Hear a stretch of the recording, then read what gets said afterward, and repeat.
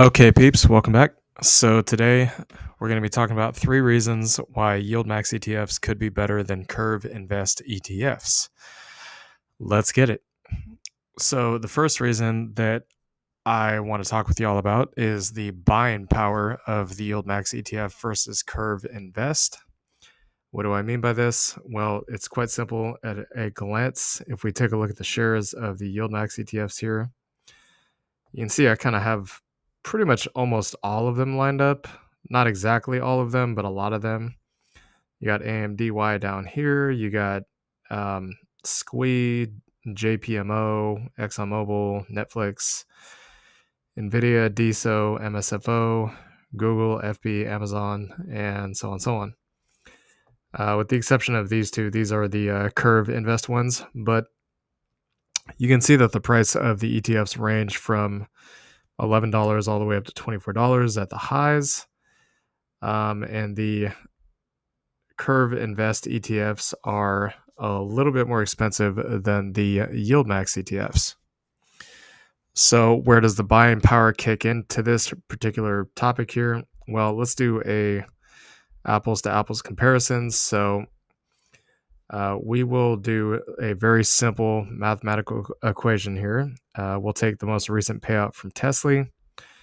So we'll say you put $100 into Tesla at the current price, which is $11.45 a share. So we do $100 divided by $11.45. So you get almost 9 shares. You times that by 0.5846. You basically would come up with $5 a month is pretty much what you would get for your $100 invested into Tesla.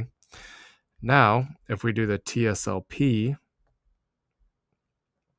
which is the Kurv Yield Premium Strategy Tesla ETF, that's really a mouthful. So, yeah, you guys can see that the most recent payout here was 57 cents a share. So, again, we'll do the same math with TSLP here. So we'll do $100 divided by 27.46. And this is something that we also look for too when we invest in dividends, is we try to find the less expensive option in some cases that provide more yield or more income for every dollar spent or invested. So basically we would be getting, looks like about 3.64 shares. So we would times that by times 0.5775, and you get about $2 a month. So $2 a month is still better than zero, but it's not as good as $5 a month. So I mean, you're basically, with the YieldMax Tesla ETF, you're getting, it looks like about 2.5 times the amount of income for the $100 invested. So let's take a look at another example just to kind of really get a feel for this. So we'll do the Netflix one. I think that would be a good option. So we'll go down here to the Netflix version. You can see they paid 43 cents. We click on, sorry, wrong one. So we want NFLX here. Wow, you guys can see this thing really ripped straight back into that resistance zone. That's crazy. So you basically get $100 invested. Divide that by the price of the Netflix YieldMax ETF, so 1888, you get 5.29 shares. Go back here to our payout calendar structure thing looking here. You get 43 cents, so we'll just round this up and say it's 44 cents. So you get about $2.33 a month. So that's pretty good. Not as good as the Tesla, but hey, you know, diversification does count for something.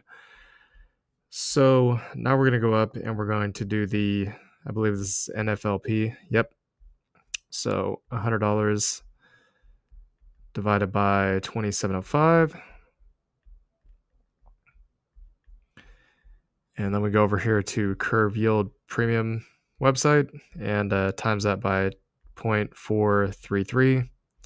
You can see you get a little bit less. You get $1.60 compared to $2.33. So you're getting about a 30% increase in terms of passive income, at least at the moment, for this most recent dividend payout when comparing the YieldMax Netflix to the Kurv Yield Netflix. So that could be the first potential reason why YieldMax ETFs are better. The second reason could be the dividends, of course. If we click on a lot of these dividends over here, so we already took a look at Tesla and Netflix. You're talking like 57 cents and 43 cents respectively. Look at the Amazon one, you get 32 cents.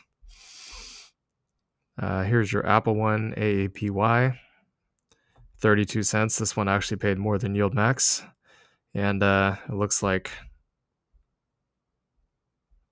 let's see if I can find the price here. Yeah, most recent market price is quite a bit higher than the APLY2.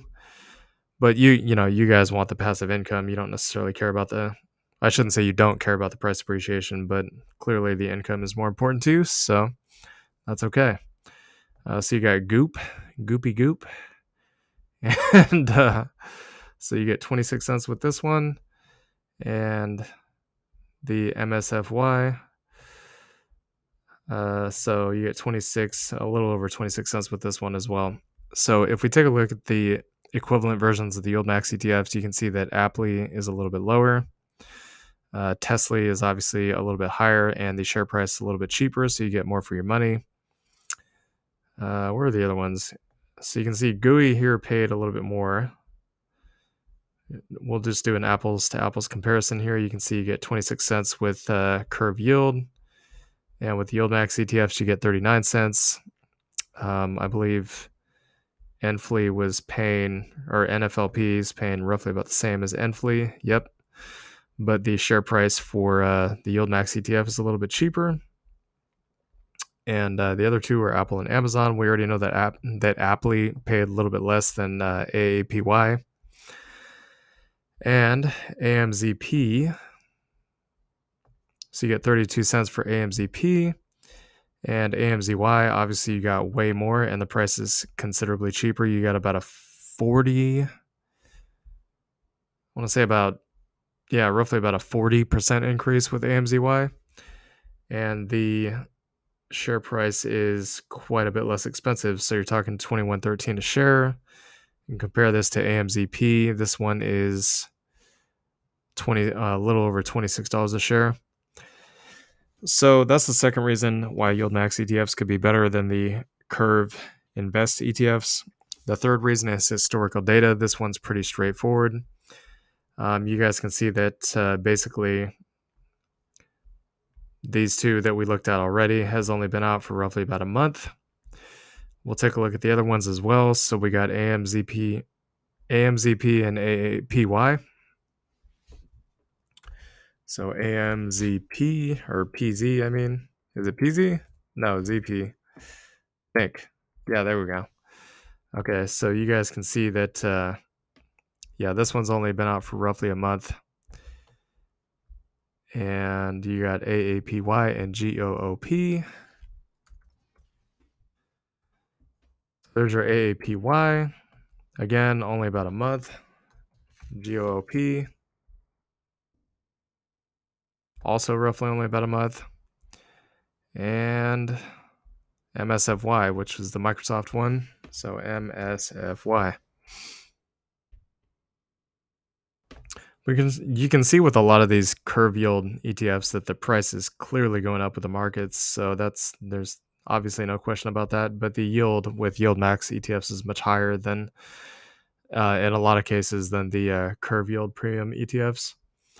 So if we do the comparison between that and the YieldMax, you can see there's way more data here. We can do support and resistance. We can do different, like this would be considered to be a falling wedge, which is generally speaking pretty bullish. It breaks out of here, it moves to the upside.